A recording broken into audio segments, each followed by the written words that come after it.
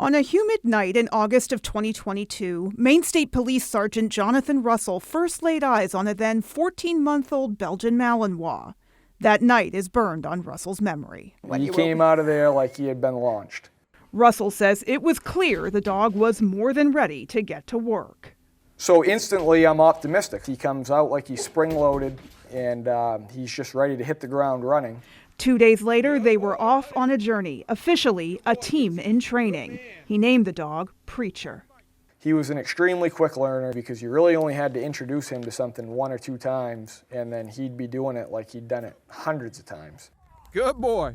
There you have it.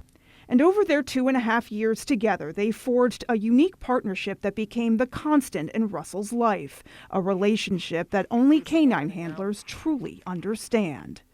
But the work as a canine handler doesn't just stop when you sign 10-7 from your day at work. They're at home with you or they're at work with you, and pretty much everything that you do together. Then on February 3rd, every canine handler's worst nightmare became reality when a domestic violence standoff in Portage Lake took an unthinkable turn.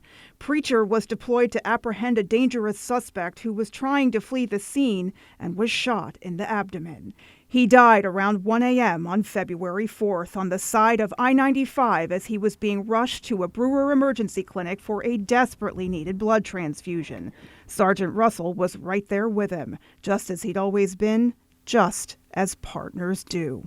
And in the days that followed, Sergeant Russell says he grappled with a painful question all too familiar to other handlers who've suffered the same loss. And I'll be honest with you, I really, for the first couple days after this happened, I really wrestled with can I work another dog, and can I muster up the emotional strength to make the commitment that next dog is also going to deserve.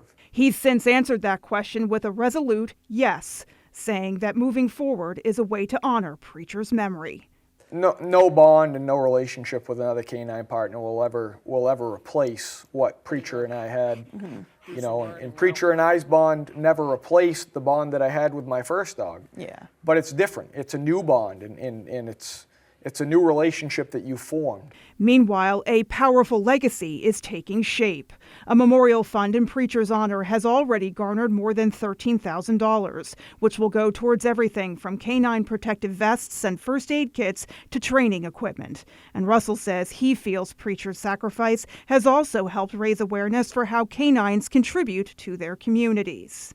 To see the support and just the absolute thankfulness that so many people have for what Preacher did that night has been a really positive reminder of just the goodness of humanity, to be frank.